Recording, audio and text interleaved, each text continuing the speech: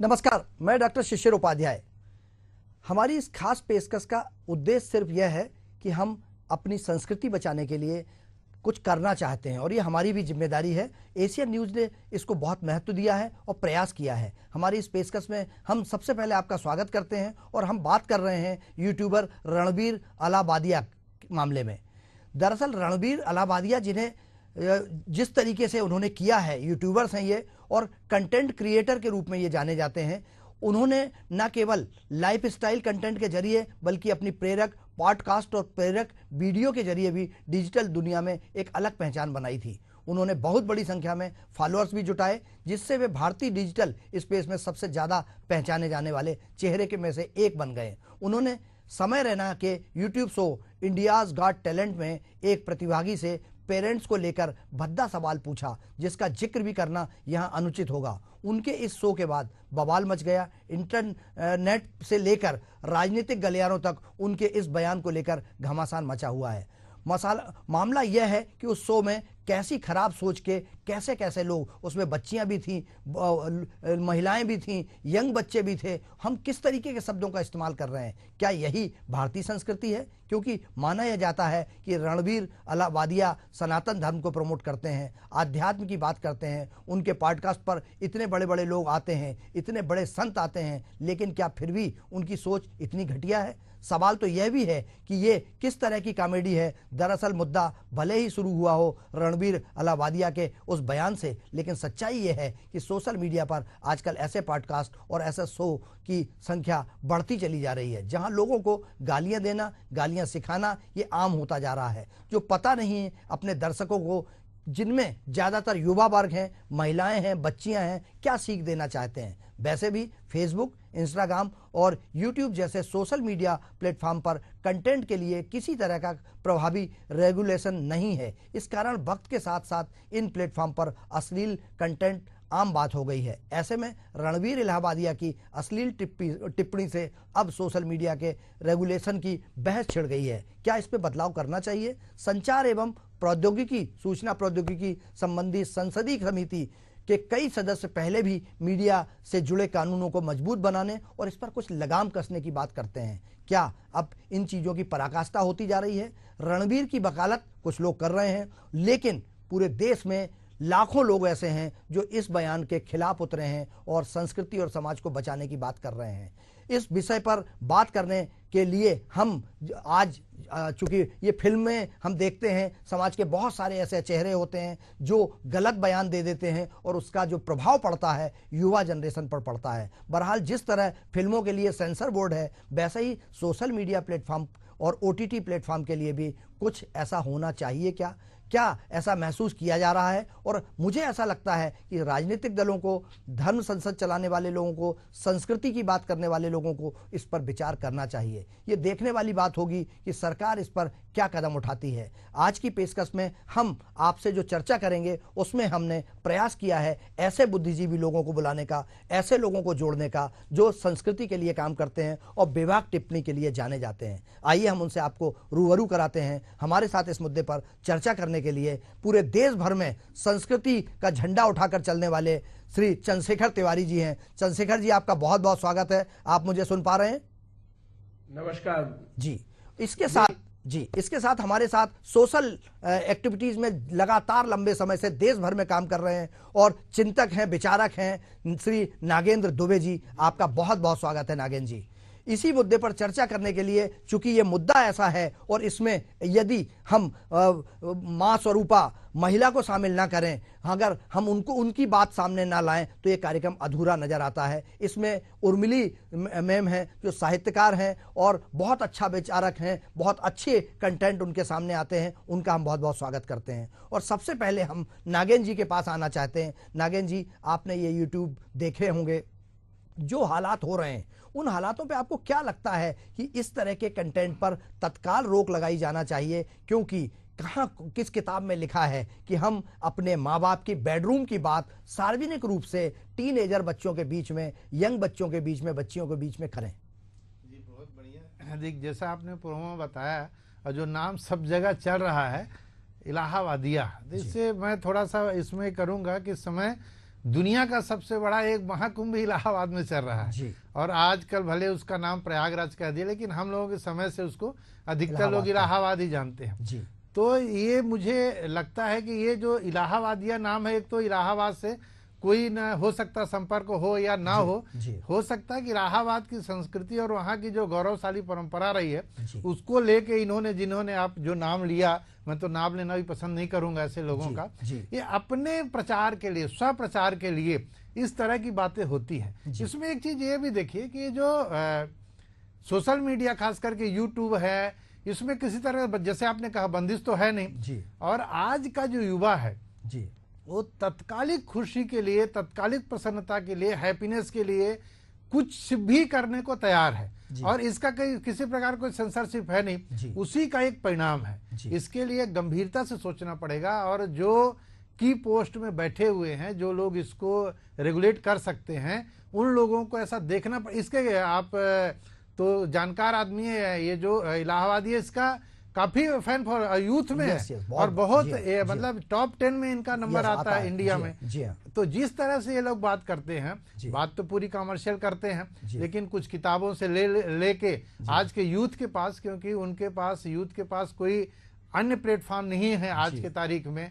ये जो हमारा समाज का दायित्व है कि इन सारी बुराइयों के साथ साथ कोई हम एक अच्छा प्लेटफॉर्म भी उपलब्ध कराएं और इनको रेगुलेट करें, साथ में यूथ के लिए कोई प्लेटफॉर्म भी रहे कि ऐसे कचरा और वाहियात और बेहुदा जो शो होते हैं, उस प्रकार के शो को में किसी प्रकार की रोक लग सके। जी बिल्कुल नागेश जी, जिस तरीके से आपने कहा, मुझे अभी लगता है कि ऐसे चेहरों पर, ऐसे लोगों का नाम लेना भी उचित नहीं है, लेकिन परिस्थिति जन्य हालात जो हैं, समय रैना के कार्यक्रम में जिस तरीके से इन्होंने किया, पूरे देश भर में इनके खिलाफ एफआईआर दर्ज हो रही हैं, पूरे देश में मुद्दा बना है ये, लेकिन सस्ती लोकप्रियता, पैसा कमाने के लिए ये अगर अपनी माँ का भी सौदा करने से, मुझे ऐसा लगता है कि इन्होंने अपनी संस्कृति, सनातन संस्कृति और जिस तरीके की बात की है, मुझे लगता है कि ऐसे लोग पैसे के लिए अपनी माँ का सौदा करने से भी पीछे नहीं हट सकते हैं। आपने जिस तरीके से अभी बताया, आपको क्या लगता है कि इसके लिए क्या प्रयास किए जा सकते हैं? समाज को एकजुट रखना है, हमें अपनी संस्कृति को भी बनाए रखना है, लेकिन हम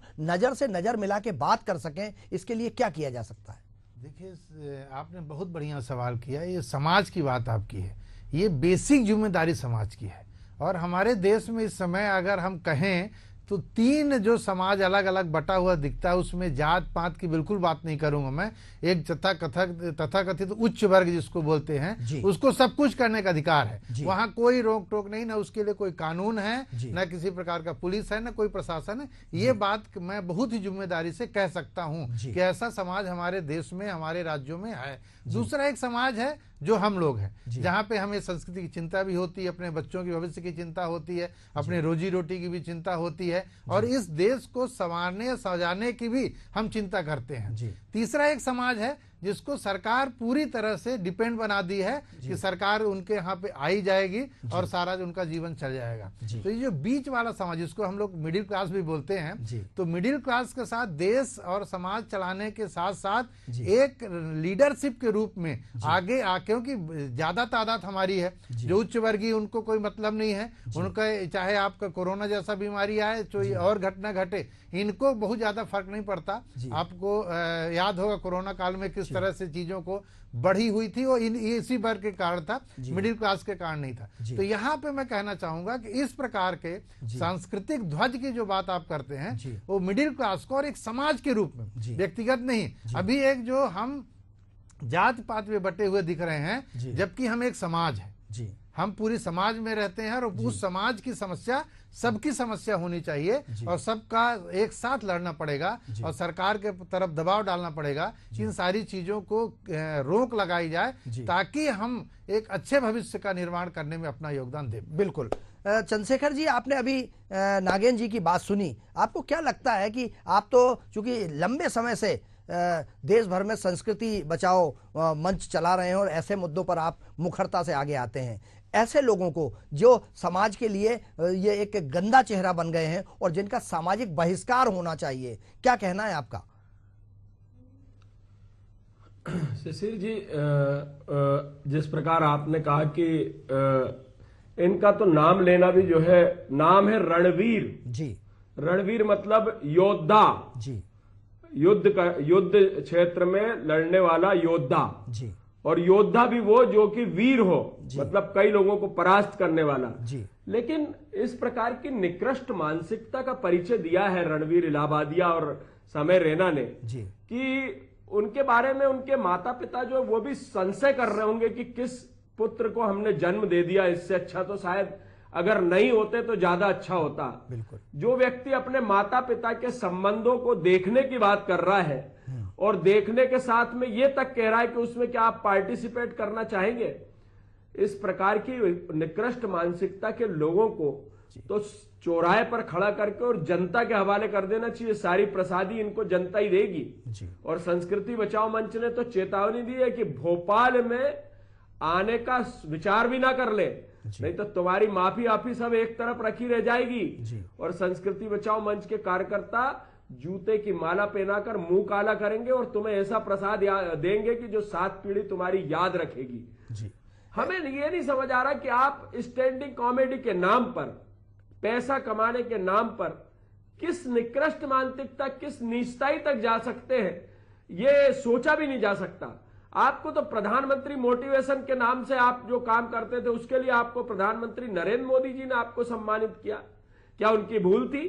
या उसको कहते हैं ना कि घमंड जब व्यक्ति का आ जाता है या कुछ अगर उसको सम्मान मिल जाता है तो वो अपने आप में बोरा जाता है। तो आप बोरा गए हैं क्योंकि आपको माननीय प्रधानमंत्री, देश के सर्वोच्च प्रधानमंत्री नरेंद्र मोदी ने जो है, जिनका विश्व भर में स्थान है, उन्होंने सम्मानित किया, इसलिए आप बोरा गए हैं। और आपके बोराने के कारण आपने इस प्रकार का वक्तव्य दिया और वक्तव्य देने के बाद आप माफी मांग रहे हैं। गया जमाना अंग्रेजों का कि आप जो है हमें एक चाटा मार दें और दोबारा कहे कि साहब सॉरी। ये सॉरी वारी का कोई जमाना नहीं गया। मैं युवाओं से एशियन न्यूज के माध्यम से निवेदन करूंगा कि जिनने इसको सेल्फ शिखरों तक पहुंचाया है, फॉलोअर्स करके, फॉलो करके, वो हमारी संस्कृति, हमारी सभ्यता और हमारे संस्कारों को देखते हुए, जिसके कि नाम से हमारे हिंदुस्तान की पहचान है, भारतीय संस्कृति, सभ्यता और संस्कार के कारण, उसके लिए इसको धूल चटा दे और ये बता दे कि अगर हम आपको अपने सिर माथे पर बिठा सकते हैं तो आपको जमीन पर भी हम लिटा सकते हैं। और ऐसा करके इसके फॉलोअर्स कम होने चाहिए। और केंद्र सरकार से मैं ये मांग करूंगा कि जिस प्रकार से ये OTT प्लेटफॉर्म है, ये इस प्रकार के स्टैंडिंग कॉमेडी करते हैं या जो रील्स बनाते हैं गंदी गंदी, इन पर सभी पर अपना नियंत्रण स्थापित करे। जिस प्रकार इस वक्तव्य के इसके वीडियो आने के बाद संसद तक में ये मामला गूंजा। भोपाल में हमने यहाँ पर ACP महोदय को ज्ञापन दिया और FIR संभवतः आजकल में FIR उस पर भी होने जा रही है। जी।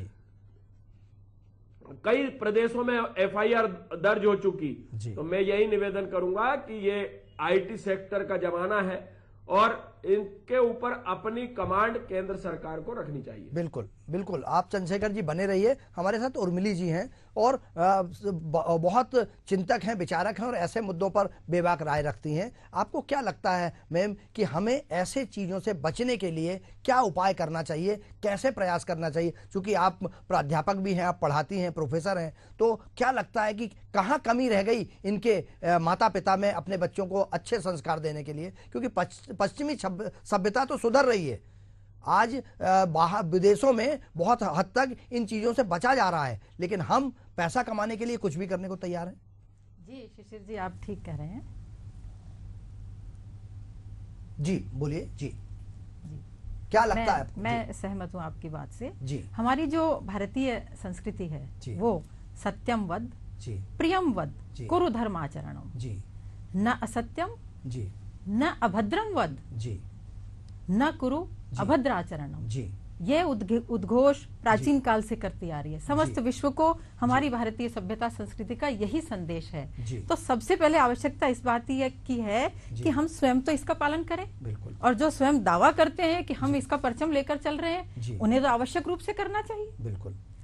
हमारा जो भारतीय संविधान की हम बात करें, संविधान में उल्लेख है कि सबको भाषण की स्वतंत्रता है, किंतु स्वतंत्रता का जो अर्थ है उसे भी समझने की आवश्यकता है। स्वतंत्रता का अर्थ कभी उच्छृंखलता नहीं होता है। बिल्कुल। बोलने की स्वतंत्रता का तात्पर्य यह नहीं कि कभी भी किसी भी समय कुछ भी कैसे भी बोल लिया जाए जी। जब हम कुछ भी बोलें, इस बात का निश्चित रूप से ध्यान रखें कि हमारा जो शब्द है वो किसी को भी किसी भी प्रकार से किसी भी सीमा तक कभी भी आघात ना पहुंचाए, कष्ट ना पहुंचाए। और जहां तक समाज की बात है वो तो हमें देखना ही पड़ेगा जी। किसी भी प्रकार से हमारा कोई भी कृत्य ना कोई हमारा शब्द ऐसा हो जो समाज को किसी भी प्रकार से गिराने की स्थिति में ले जाए। जबकि हमारी भारतीय संस्कृति और सभ्यता तो यह कहती है किस प्रकार से हम स्वयं ऊंचे उठकर पूरे समाज को ऊंचा उठाने का काम करें। जी। निश्चित रूप से इस बात का हमें ध्यान रखना होगा कि आजकल जो इतने सारे प्लेटफॉर्म्स हम देखते हैं, सोशल मीडिया इत्यादि, वहां पर भी जैसे सेंसर बोर्ड है वैसे ही नियंत्रण के लिए आवश्यक रूप से अतिशीघ्र, उसमें भी सोच विचार की आवश्यकता नहीं है कि बहुत कोई कमेटी बन जाती है फिर वो उस पर विचार करेगी 5 वर्ष 10 वर्ष कितना भी समय लगता है, ऐसी आवश्यकता बिल्कुल नहीं है। क्योंकि समय ऐसा आ गया है कि कभी भी अराजकता फैल सकती है। तो उसको बचाने के लिए बहुत आवश्यक हो गया है कि सरकारें इस पर तुरंत कदम उठाएं और तुरंत कोई ना कोई ऐसा कानून बनाया जाए जो निश्चित रूप से यह सुनिश्चित करे, केवल कानून बनाने से भी काम नहीं होता है।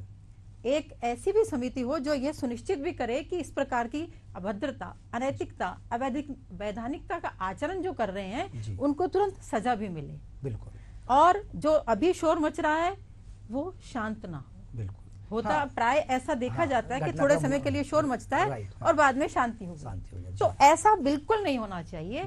किसी भी मुद्दे पर जब इस प्रकार की आवाज उठती है तो वो आवाज तब तक उठनी चाहिए जब तक उस मुद्दे का समाधान हम तक नहीं पहुंच जाए और समाज को उसका पूरा लाभ न मिले। एक और बात जो मैं अनेक प्लेटफॉर्म्स पर कहा करती हूँ वो ये है, क्योंकि शिक्षा से जुड़ी हुई हूँ तो निश्चित रूप से ये बात मैं यहाँ भी रखना चाहूंगी कि इस बात का हम ध्यान रखें कि प्राथमिक स्तर से लेकर विश्वविद्यालय स्तर तक हायर जो एजुकेशन है उस स्तर तक भी बच्चों का 1 घंटा प्रतिदिन नैतिक शिक्षा और योगाभ्यास के लिए होना चाहिए, बहुत जरूरी, जिससे वो ये सीखें कि हमें समाज में किस प्रकार से नैतिकता का आचरण करना है, किस प्रकार से हम अपने नैतिक स्तर को अच्छा बनाए रखें, कैसे सच्चरित्रता की हम स्वयं सीख लें और हमारे साथ जितने भी लोग हैं उन्हें भी इस बात की हम शिक्षा दें, ताकि जो हमारी भारतीय परंपरा है, भारतीय संस्कृति है, भारतीय जो भी हम ज्ञान जिसका हम दावा करते हैं कि पूरा विश्व हमें जगत गुरु मानता है, तो पहले हम वैसा आचरण करें, तभी हमारा यह सब काम जो है वो उचित कहलाएगा और समाज के लिए भी लाभप्रद होगा। अन्यथा जो थोड़ी देर शोर मच रहा है वो मचता रहेगा और फिर वैसा ही आज एक व्यक्ति ने ऐसा किया है फिर दूसरा दुस्साहस कर लेगा। तो ऐसे दुस्साहसपूर्ण कृत्यों को रोकने के लिए अत्यंत आवश्यक है कि शीघ्र ऐसे कदम उठाए जाएं। बिल्कुल आपने जो बात कही है बिल्कुल सच्चाई है कि यह सिर्फ एक दिन के लिए एशियन या संस्कृति बचाओ मंच या नागेंद्र जी या उर्मिली जी एक दिन के लिए इस पर न विचार करें। हमारे बीच में यह अभियान लगातार चलते रहना चाहिए। मैं नागेंद्र जी के पास आना चाहता हूं। नागेंद्र जी, कहाँ कमी रह रही है हमारे बच्चों में संस्कार देने की, क्योंकि ऐसा सोचकर इनके समय रहना और रणवीर के माता पिता ने उनको नहीं परवरिश दी होगी कि वो पैसे के लिए इस हद तक गिरें कि वो अपने माता पिता के बेडरूम को झांकने लगें। क्या आपको लगता है कि संस्कार में, चूंकि अभी मैडम ने ये बात कही है कि हमें बच्चों को कम से कम नैतिक शिक्षा तो देना जरूरी है, मुझे ऐसा लगता है कि मैं अगर अपने बड़ों को चरण स्पर्श करता हूं तो मेरा बच्चा भी करने लगता है, या मैं भगवान के सामने सर झुकाता हूं तो मेरा बच्चा भी भगवान के सामने सर झुकाता है। देखिए, जैसा आपने संस्कार की बात की तो ये पूरा मुद्दा ही संस्कार का है जी। वो कितना बड़ा यूट्यूबर है मैं उसमें नहीं जाऊंगा, या कल तक जो भी था, जैसे मैडम ने कहा कि पहली बार ऐसा आया, तो मैं ऐसा कहना चाहूंगा कि इसका लोगों के बीच में इस प्रकार के आ गया। बाकी इस प्रकार की अश्लील घटनाएं सब बहुत जगह हो रही हैं, ये बड़े नहीं है, ये दिखता नहीं, बड़े पैमाने पे हो रही है। उसमें संस्कार की बात मैं कर रहा था। क्या है, जिस समाज से हम लोग आते हैं, जहां हम लोग बैठे हैं, चारों लोग यहाँ बैठे हैं, हम अपने माता पिता के बारे में जीवन भर कभी कल्पना नहीं कर सकते जो बात उसने बोली वहां पे। अब देखिए कि उसको वहां ऐसा क्यों संस्कार मिला, क्योंकि उन जिस ऊंचाई से वो आते हैं या जिस वर्ग से वो आते हैं वहां पे वो सब होता होगा, या उस तरह से ऐसा असंस्कार है। इसलिए वही असंस्कार जिसके विचार हमारे विचार में नहीं आ सकता कि हम अपने माँ बाप के बारे में ऐसा सोच सकते हैं, उसने मंच पे कहा यहाँ पे देखिए, इसको सिर्फ आप पैसा कमाने तक मत समझिए, एक कुसंस्कार समझिए। और किस तरह बेशर्मी की पराकाष्ठा है कि अपने माँ बाप जन्म देने वाला, मतलब दुनिया में हमारे उससे ज्यादा पूजनीय कोई चीज नहीं है, गुरु गोविंद, हाँ, जो हमको दुनिया में लाया, उसके बारे में ऐसा सोच रहे हैं। इससे बड़ा कुसंस्कार कुछ नहीं हो सकता। तो ये समाज की एक जिम्मेदारी बनती है कि ये जो तथाकथित बड़े लोग हैं इनको भी सुधारें, और उसके लिए सिर्फ और सिर्फ जो पूरे दुनिया में एक ये सोशल मीडिया का कुचक्र फैल चुका है, इसका अगर किसी के पास इलाज है तो हिंदुस्तान के पास, और वो है आध्यात्म। जब तक आप अपने बच्चों को, जैसे मैडम ने कहा, नैतिक शिक्षा हमें घरों में पहले मिलती थी, हम छोटे छोटे घरों में सब पले हैं, लेकिन कभी ऐसा विचार नहीं है। तो अध्यात्म एक बहुत अच्छा सोल्यूशन है। अपने बच्चों को नैतिक शिक्षा के साथ साथ 1 घंटा अध्यात्म की शिक्षा दीजिए। कोई भी आप रामायण पढ़ सकते हैं, जो भी चर्चा कर सकते हैं, लेकिन परिवार के साथ करेंगे तो इस प्रकार के कुसंस्कारों से बचाव हो सकता है। बिल्कुल। क्या तिवारी जी, मैं आपके पास आना चाहता हूं। चंद्रशेखर जी, क्या लगता है आपको कि ये जो पश्चिमी सभ्यता, कॉन्वेंट संस्कृति, बच्चों को बाहर रह के, और फिर सोशल मीडिया, क्या इसकी वजह से ऐसे हालात पैदा होते चले जा रहे हैं जो आज हमारे नियंत्रण से बाहर हो गए? हालांकि आपने कहा कि केंद्र सरकार को जल्दी से जल्दी कानून बनाना चाहिए, लेकिन क्या सामाजिक संगठन, पारिवारिक संगठन भी इसके लिए जिम्मेदार हैं? देखिए शिशिर जी, मैंने कहा और मैं ये कहना चाहता हूं कि पश्चिमी सभ्यता को तो आप इसलिए दोष ना दें क्योंकि आप पश्चिमी सभ्यता में आप देख रहे हैं कि वृंदावन में आप देखेंगे तो आधे से अधिक अंग्रेज राधे राधे कर रहे हैं जी, माला जप रहे हैं, साड़ियां पहनना उनने चालू कर दी, उनने पूरा पहनना चालू कर दिया और हमने कम करना चालू कर दिया। हम दिनों दिन कम करते चले जा रहे हैं। मुझे लगता है कि आने वाले समय में तो सिर्फ अंतरंग व्रस्त पे ही पहुंच जाएंगे हम, और फिर अपने आप को समझेंगे कि हम बहुत हाई फाई है, या हम बहुत मतलब हमारा लेवल जो है वो बहुत हाई लेवल हो गया है। तो ये तो इस बात पे नहीं, लेकिन हाँ, सोशल मीडिया और ये ओटीटी जो चल रहा है, रील्स बनाना, और ये इसको लेकर मैं केंद्र सरकार से मांग करूंगा कि इस पर शीघ्र प्रतिबंध होना चाहिए। दूसरी चीज, जैसे अभी नागिन जी भाई साहब ने कहा कि उसके घर के संस्कार, तो बिल्कुल उसके घर के कुसंस्कार होंगे। मैं कह रहा हूं ना, उसके माता पिता उस संशय में हो गए होंगे कि हमने किसको जन्म दे दिया, कहीं ये हमको देखता तो नहीं था बचपन से, कहीं ये हमारे कमरे में झांकता तो नहीं था। हमारे यहाँ तो माँ और पिता जो है वो भगवान के पहले उनका स्थान है। अगर माँ और पिता का आप तिरस्कार करेंगे तो उन भगवान भी आपको माफ करने वाला नहीं है। भगवान को बताने ही वाले, भगवान को हमने जानना अपने माँ बाप से ही सीखा है। बिल्कुल बिल्कुल बिल्कुल। गोविंद दो खड़े काके लागू पाए, बलिहारी गुरु आपकी गोविंद दियो बताए। तो बलिहारी गुरु कौन है? पहला गुरु कौन है इस संसार का? वो माँ है। माँ ने बताया कि ये तुम्हारे पिताजी हैं। हाँ। माँ ने बताया कि ये तुम्हारा भाई है। माँ ने बताया कि ये तुम्हारे बड़े पिताजी है। माँ ने बताया कि ये बेटा चाचा है, ये तुम्हारी बुआ है, ये तुम्हारी मौसी है। तो पहला गुरु कौन है?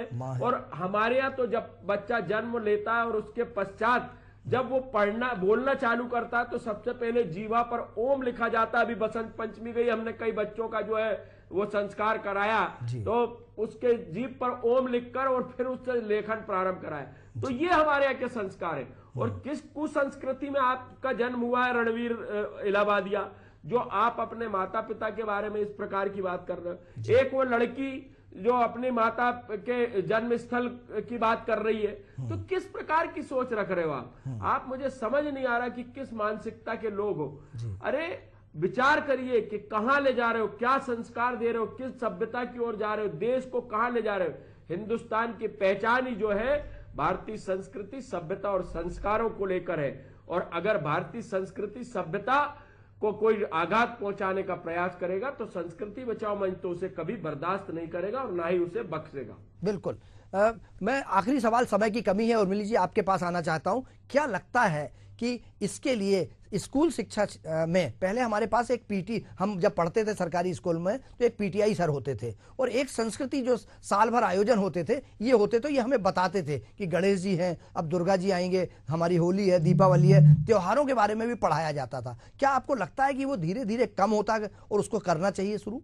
जी शिशिर जी, निश्चित रूप से मैंने जैसे पहले भी निवेदन किया कि नैतिक शिक्षा आवश्यक है। इसके साथ ही जैसा अभी नागेंद्र भाई साहब ने भी बताया कि आध्यात्म की ओर भी हमें लौटना होगा। जो भारत देश की बहुत बड़ी पहचान है पूरे विश्व में, वही सिखाएगा कि हम सही ढंग से कैसे आचरण कर सकते हैं और कौन सा हमारा जो आचरण है वो न केवल हमें बल्कि हमारे समाज को पतन की ओर ले जाएगा। तो इसके लिए मैंने पहले भी बताया कि प्राथमिक स्तर से ही हमें यह प्रयास करना आवश्यक है। बिल्कुल। कक्षा में नैतिक शिक्षा बहुत आवश्यक है, खेलकूद अपनी जगह आवश्यक है, योगाभ्यास अपनी जगह आवश्यक है, एआई भी अपनी जगह आवश्यक है, जो आज की तकनीकी ज्ञान है वो भी आवश्यक है, चैट जीपीटी भी हो, किंतु उस सबसे अधिक आवश्यक है कि बालक को कैसे हम अच्छा नागरिक बना सकें। बिल्कुल बिल्कुल। राष्ट्र के लिए वो कैसे अच्छा नागरिक बने, बिल्कुल, और अपने राष्ट्र को कैसे अच्छा बना सके। तो इसके लिए नैतिक शिक्षा से बढ़कर और कोई चीज नहीं है। हमें आध्यात्मिक की ओर जाना होगा, नैतिक शिक्षा की ओर जाना। बिल्कुल। जैसा नागेंद्र जी ने, उर्मिला जी ने और चंद्रशेखर तिवारी जी ने कहा कि ये बहुत बड़ी समस्या है और आने वाली समय में ये विकरालता रूप ले रही है। जो बेशर्मी की पराकाष्ठा इन रणबीर और रैना ने की है और उस महिला ने की है या कुछ बच्चों ने की है, यह शर्मसार करने वाली है। और विश्वगुरु भारत में ऐसी चीज़ें बर्दाश्त नहीं हो सकती, क्योंकि हमेशा इस भारत की संस्कृति ने विश्व को दिशा दी है। और वहाँ पर अगर इस तरीके के जिस तरीके का इनकी भावना है, जैसी कुसंस्कृति पनपा रहे हैं ये लोग, यह मुझे लगता है कि समाज से आवाज़ आना चाहिए, हर क्षेत्र से आवाज़ आना चाहिए कि इन पर नियंत्रण हो और कड़ी कार्रवाई हो। एफआईआर दर्ज कर लेना या इनके खिलाफ गिरफ्तारी हो जाना या माफ़ी मांग लेना, इतना से ही काम खत्म नहीं होगा। क्योंकि ये तो जैसा नागेंद्र जी ने कहा कि ये तो एक चीज़ सामने आ गई है, ऐसे पता नहीं रोज कितने ऐसे मामले रोज होते हैं, और जिसको रोकने की जिम्मेदारी समाज की भी है, प्रशासन की भी है और हम माता पिता की भी है। क्योंकि हम कहीं ना कहीं, जैसा कहा है चंद्रशेखर जी ने, कि पहला गुरु माँ होती है और माँ ही अच्छे संस्कार देती है, तभी समाज संवरता है। हम इस मुद्दे पर चर्चा कर रहे थे और चर्चा में हमारे साथ श्री तिवारी जी, चंद्रशेखर तिवारी जी जुड़े, आपका बहुत बहुत धन्यवाद। हमारे साथ साहित्यकार के रूप में, शिक्षक के रूप में उर्मिला जी जुड़ी, आपका बहुत बहुत धन्यवाद। और वरिष्ठ चिंतक सोशल क्षेत्र में बहुत काम करने वाले नागेंद्र दुबे जी जुड़े, आपका बहुत बहुत धन्यवाद। बने रहिए एशियन न्यूज़ पर, खबरों का सिलसिला जारी है। मुझे दीजिए अनुमति, नमस्कार।